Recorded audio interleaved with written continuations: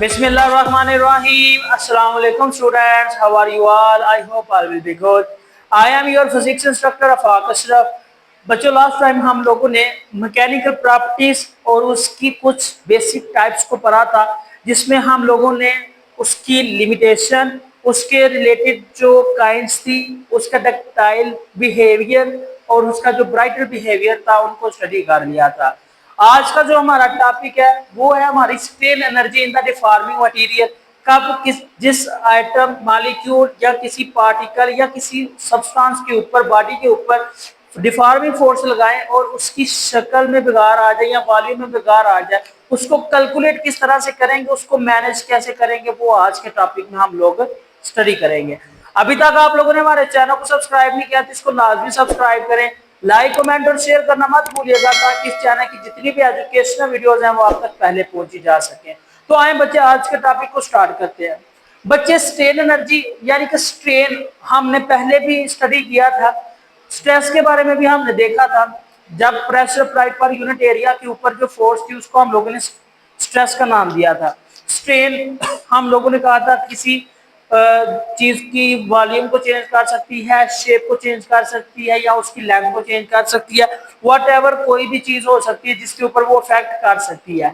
यहाँ पर जो आपकी स्ट्रेन एनर्जी डिफॉर्मिंग मटेरियल में स्टोर होगी या वो चीज, वो वर्क या वो फोर्स जो उसको वैसा करने पर मजबूर करेगी, असल में हम लोग उस चीज के मुतल्लिक यहाँ पर स्टडी करेंगे। जैसा कि लिखा हुआ है ना, strain energy in the deforming material, तो जब हम किसी चीज को डिफॉर्म करते हैं तो वहां पर जो एनर्जी स्टोर होती है वो किस शक्ल में हो सकती है। तनी हुई कमान में जो आपके पास एनर्जी है वो कौन सी है, वो इलास्टिक है। कौन सी है? इलास्टिक। इसी तरह से पानी एक हाइट से स्पेसिफिक हाइट, जैसा कि डैम वगैरह बने हुए और ऊपर से नीचे की तरफ पानी आता है तो वहां पर मौजूद जो नीचे की तरफ जनरेटर्स होते हैं वो ऑन हो जाते हैं। जैसे जैसे पानी उनके ऊपर फॉल करता है वैसे वैसे वो जनरेटर्स अपनी रोटेशन को, मोशन को ज्यादा तेज कर देते हैं और लिहाजा आपके पास क्या होता है, फिर वहां पर बिजली पैदा होना शुरू हो जाती है। इसी तरह से यहाँ पर हम जस्ट उसका व्यू ऑफ पॉइंट देखें, किस तरह से किसी चीज में, बॉडी में, सब्सटेंस में, स्प्रिंग है या कोई भी चीज है, उसमें स्ट्रेन एनर्जी किस तरह से स्टोर होगी। The work done in deforming the material or the potential energy of the molecules due to their displacement from their mean position. Work done in deforming, ऐसा वर्क जो उसको डिफॉर्म करने में मदद करे वो उसकी स्ट्रेन एनर्जी कहलाएगी, या ऐसी पोटेंशियल एनर्जी जो मॉलिक्यूल्स को डिस्प्लेस करे उसकी मीन पोजीशन से, वो क्या कहलाएगी? आपका स्ट्रेन एनर्जी वाला पॉइंट कहलाएगा। एक्सप्लेनेशन और डेरिवेशन में क्या है? When a body is deform, work done against the deforming restoring force यानी इलास्टिक फोर्स। जब हम किसी जिस्म के ऊपर वो एक्सटर्नल फोर्स अप्लाई करते हैं या उसको स्टडी करने की कोशिश करते हैं, वहां पर जो उसके इलास्टिक वाला बिहेवियर वो क्या है उसका, वो उसका डिस्क्राइबिंग फोर्स वाला हिस्सा होगा, यानी उसकी जो रिस्टोरिंग फोर्स होगी। इलास्टिक में वो जो स्ट्रेच करते हैं तो उसमें इलास्टिक लिमिट जो है ना वो कायम हो जाती है, और वो जो इलास्टिक वाला हिस्सा होता है असल में वो रिस्टोरिंग फोर्स को शो कर रहा होता है। It is stored as the potential energy. Consider a material in the form of the spring. ये आपके पास स्टोर्ड पोटेंशियल एनर्जी होगी। फर्ज करें आपके पास एक स्ट्रेच स्प्रिंग है, बिल्कुल इस तरह से, लाइक दैट। ओरिजिनली ये इस तरह से है, लेकिन जब इसको थोड़ा सा इसके साथ वेट लगाएंगे, बल्क मटेरियल्स वगैरह लगाएंगे ना, तो वो मटेरियल जैसे ही स्ट्रेच करेंगे इसकी नॉर्मल यानी ओरिजिनल पोजीशन से और जहां तक वो स्ट्रेच हुआ है वहां तक जाने के लिए जो उसने डिस्प्लेसमेंट तय करना है वो है आपका डेल्टा एक्स, और इसके ऊपर लगने वाली फोर्स है वो है एफ। तो वर्क डन किसके इक्वल होता है बच्चे? जो वर्क डन का फार्मूला होता है बेसिकली वो होता है W is equal to F del x in the form of the small displacement which choose the abbreviation del x यानी डिस्प्लेसमेंट। ओके बच्चे, क्योंकि डेल एक्स इसलिए लिखा क्योंकि इसके ये एक एवरेज आपके पास डिस्टेंस होगा इसकी इनिशियल से लेकर फाइनल तक जाने के लिए जो आपको दरकार होता है। ओके हो गया। F through the extension x, F को यानी फोर्स जो कार्य है उसके ऊपर अप्लाई की है, वो फोर्स उसको एक्सटेंड करने के लिए एक्स डिस्प्लेसमेंट तय करती है। As the extension is directly proportional to the stretching force, जैसे जैसे हम लोग उस स्प्रिंग को स्ट्रेच करते जाएंगे, खींचते जाएंगे, वैसे वैसे उसका डिस्प्लेसमेंट भी बढ़ेगा और उसके ऊपर अमल करने वाली फोर्स भी बढ़ेगी। जैसे जैसे वो स्ट्रेच होगा उसी फोर्स के साथ जब उसको छोड़ेंगे तो वो उसी फोर्स के साथ ऊपर नीचे एक दो तरह की वाइब्रेशंस करेगा, जो अपनी मीन पोजीशन के इर्द गिर्द रोटेट करके अप डाउन करके वो दोबारा से अपनी नॉर्मल हालत में आ जाएगा। ठीक है बच्चे। With in the elastic force, force increase uniformly from zero, zero से ये भरना शुरू होगी। दस द एवरेज फोर्स, तो हमारे पास यहाँ पर एवरेज डिस्टेंस और एवरेज फोर्स क्या होगी, work done is equal to average multiply by displacement. Average force F multiply किससे, डिस्प्लेसमेंट जो वो कवर कर रहा है वहां पर, क्या कर रहा है वहां पर, वो अपना डिस्प्लेसमेंट कवर कर रहा है। तो लिहाजा जब वो अपना डिस्प्लेसमेंट कवर करेगा तो उस डिस्प्लेसमेंट कवर करने के साथ उसका एरिया भी अंडर कंसीडर किया जाएगा। क्या होगा, उसका एरिया अंडर कंसीडर होगा। और जब एरिया अंडर कंसीडर होगा तो वहां पर जितनी भी चीजें हैं, ओपेक चीजें हैं या दूसरी चीजें हैं, वो सारी की सारी काउंट की जाएंगी। तो यहाँ पर average by Hooke's law, Hooke's law क्या कहता है, बेसिकली जो हुक्स लॉ है ना वो आपका होता है F इज इक्वल टू के एक्स, स्प्रिंग का स्मॉल डिस्प्लेसमेंट और ये उसका कांस्टेंट के। बट यहाँ पर आपका एवरेज चेंज हो रहा है तो उसको हमने डेल्टा एक्स लिखा है। अब यहाँ पर आपने F की वैल्यू पुट कर देनी है।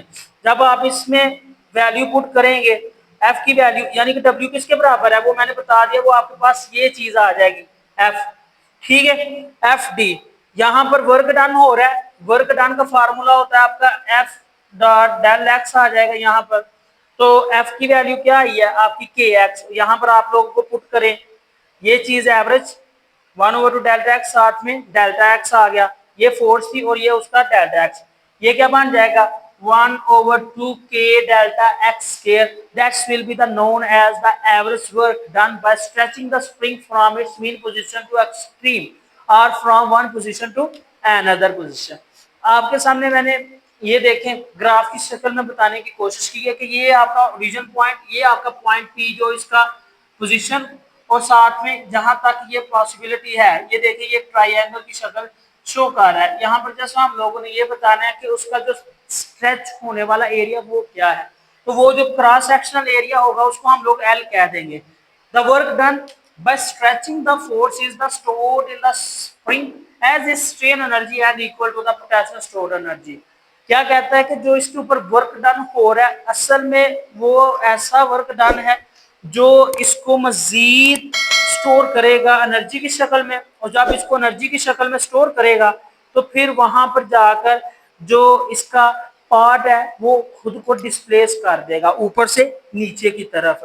क्या कहता है कि एब्सोल्यूट पोटेंशियल एनर्जी क्या होगी आपकी एब्सोल्यूट पोटेंशियल एनर्जी, फर्ज करें आपका एक क्रॉस सेक्शनल एरिया, ठीक है ये देख लें, इसको कह लें ये आपके पास क्रॉस सेक्शनल एरिया है, उसको हमने ए लेट कर दिया।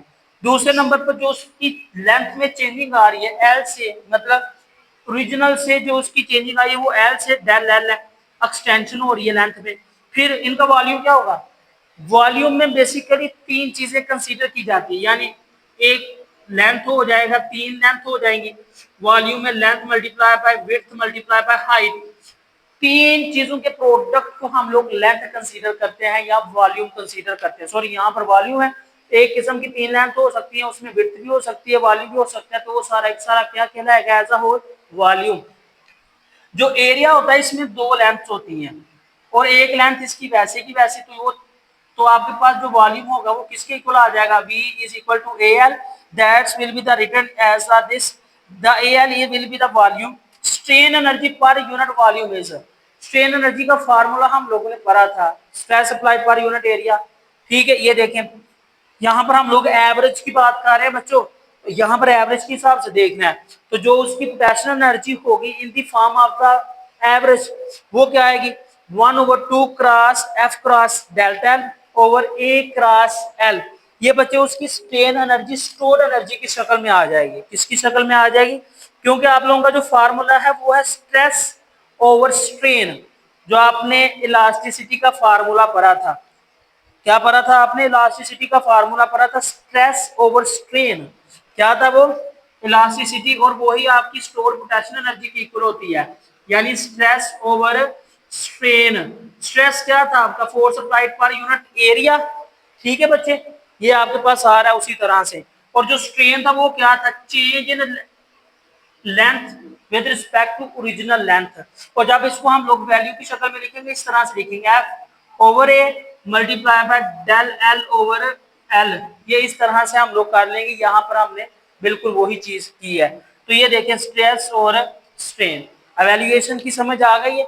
अब इसके मजीद जो आपके पास यंग्स मॉडुलस की सूरत में इक्वेशन बनेगी वो क्या है वो देखते हैं हम लोग।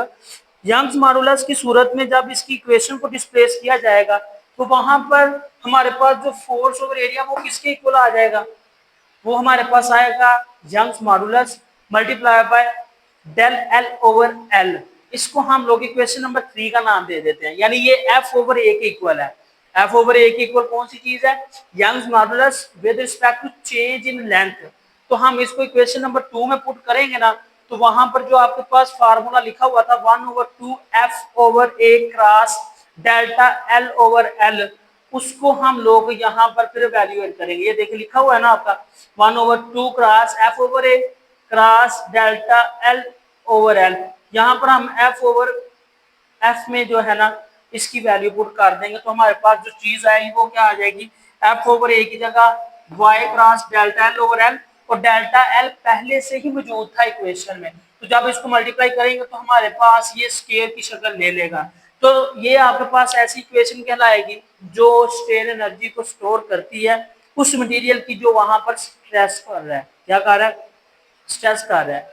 ठीक है बच्चों, ये था आज का आप लोगों का लेक्चर जिसमें आप लोगों ने इस चीज को कवर किया है किस तरह से किसी मटेरियल में स्ट्रेन एनर्जी स्टोर होती है, उसके ऊपर एक्ट करती है और वहां पर जो मटेरियल है वो अपनी मुतलका शक्ल या लेंथ या वॉल्यूम को चेंज करता है। आई होप आप लोगों को अंडरस्टैंडिंग होगी। अगर किसी भी चीज की समझ ना हो तो बच्चे कमेंट सेक्शन में लाजमी बताना है।